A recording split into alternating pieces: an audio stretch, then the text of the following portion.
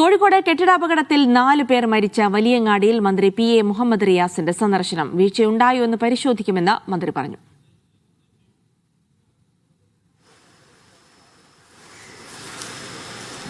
ഇത്തരം കെട്ടിടങ്ങൾ കോഴിക്കോട് നഗരത്തിൽ അതിൻ്റെ സ്ട്രക്ചറൽ സ്റ്റെബിലിറ്റി കോർപ്പറേഷൻ എഞ്ചിനീയറിംഗ് വിഭാഗം പരിശോധിച്ചിട്ടുണ്ടോ, പരിശോധിച്ചതിൽ ഏതെങ്കിലും ഉദ്യോഗസ്ഥർ കണ്ണടച്ചിട്ടുണ്ടോ, അതൊക്കെ തന്നെ ഗൗരവമായ അന്വേഷണം വിധേയമാക്കേണ്ടതുണ്ട്.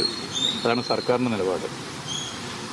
അത്തരം നിലപാട് സ്വീകരിച്ച ഉദ്യോഗസ്ഥരുണ്ടെങ്കിൽ അവർക്കെതിരെ അതിശക്തമായ നിലപാട് സ്വീകരിക്കണം. ഒരാളെയും വെറുതെ വിടാൻ പാടില്ല.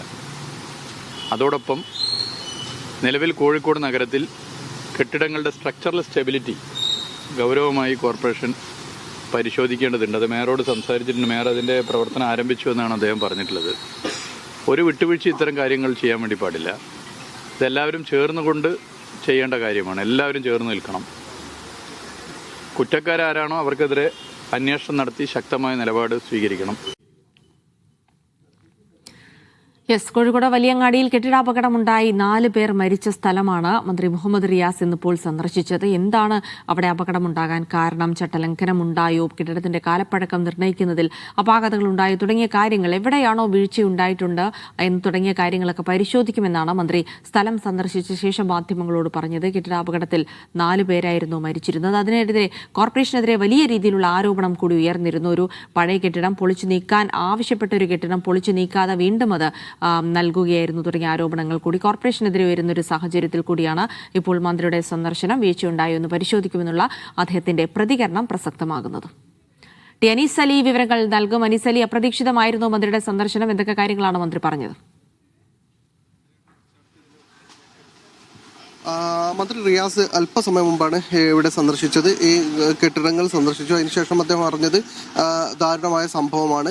ഈ ഒരു അപകടം, അതിൽ കുറ്റക്കാർക്കെതിരെ കർശനമായ നടപടി ഉണ്ടാകുമെന്നാണ് അദ്ദേഹം പ്രധാനമായും പറഞ്ഞത്. ഉദ്യോഗസ്ഥ തലത്തിൽ വീഴ്ച ഉണ്ടായിട്ടുണ്ടെങ്കിൽ അത് പരിശോധിക്കും. പൊളിക്കാൻ തീരുമാനിച്ച 2024 പൊളിക്കാൻ തീരുമാനിച്ച ഒരു കെട്ടിടം, അത് എവിടെ നിന്നാണ് ഈ നടപടികൾ നിന്നുപോയത് എന്നത് പരിശോധിക്കും. കുറ്റക്കാർക്കെതിരെ കർശന നടപടി ഉണ്ടാകും. 4 പേരുടെ ജീവൻ നഷ്ടമായ സംഭവമാണ്. അതിൽ രാഷ്ട്രീയ ആക്ഷേപങ്ങൾ ഉന്നയിക്കുക എന്നത് സ്വാഭാവികമാണ്. അത്തരം പ്രതിഷേധങ്ങൾ ഉണ്ടാവും. അവരെ കുറ്റപ്പെടുത്താൻ താൻ തയ്യാറല്ല എന്ന് മന്ത്രി പറയുന്നു. അതോടൊപ്പം തന്നെ അദ്ദേഹം പറയുന്നത്, ഇങ്ങനെ കാലപ്പഴക്കം കൊണ്ട് പ്രശ്നമുള്ള കെട്ടിടങ്ങൾ, കോർപ്പറേഷന്റെ കീഴിലുള്ളതും അല്ലാതെ സ്വകാര്യ മേഖലയിലുള്ളതുമായ കെട്ടിടങ്ങൾ ധാരാളം ഈ കോഴിക്കോട് ജില്ലയിലുണ്ട്. അത് പരിശോധിക്കാനുള്ള തീരുമാനം ഉണ്ടായിട്ടുണ്ട്. മേയറുമായി സംസാരിച്ചിരുന്നു. മേയർ ആ കാര്യത്തിൽ കർശന നടപടി എടുക്കാൻ തീരുമാനിച്ചിട്ടുണ്ട്.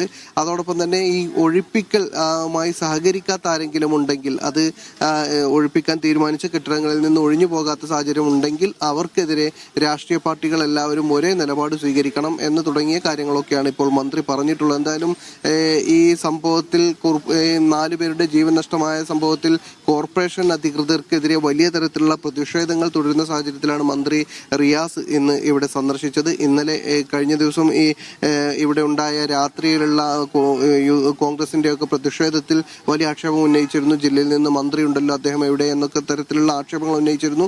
ഇന്ന് രാവിലെ തന്നെ മന്ത്രി ഇവിടെ എത്തുകയാണ്. അദ്ദേഹം ട്രെയിൻ ഇറങ്ങിയതിനു ശേഷം നേരെ ഇങ്ങോട്ടാണ് വന്നത്. അതിനുശേഷമാണ് ഈ കാര്യങ്ങളെല്ലാം പറഞ്ഞിട്ടുള്ളത്. എന്തായാലും ഒരു കാര്യം അദ്ദേഹം പറയുന്നത്, ഇത് നിന്നുപോയ, അതായത് ഈ പൊളിക്കാൻ തീരുമാനിച്ച പ്രോസസ്സ് എവിടെയാണോ നിന്നുപോയിട്ടുള്ളത്, അത് ആരുടെ ഭാഗത്തു നിന്നുള്ള വീഴ്ചയാണോ അത്തരക്കാർക്കെതിരെ കർശനമായ നടപടി ഉണ്ടാകുമെന്നാണ്. നേരത്തെ മേയർ സംസാരിക്കുമ്പോൾ, അതായത് ഈ അപകടം നടന്ന ദിവസം മേയർ ആശുപത്രിയിൽ എത്തുമ്പോൾ ബീച്ച് ആശുപത്രിയിൽ നമ്മളോട് പറഞ്ഞത്, അങ്ങനെ ഈ പരിശോധന നടന്നിരുന്നു കെട്ടിടത്തിൽ, അതേസമയം അത് കാലപ്പഴക്കമുള്ളതാണ് എന്നോ പൊളിക്കേണ്ടതാണ് എന്നോ തീരുമാനിച്ചിട്ടില്ല, അങ്ങനെ ഒരു റിപ്പോർട്ട് കിട്ടിയിട്ടില്ല എന്നായിരുന്നു മേയർ പറഞ്ഞത്.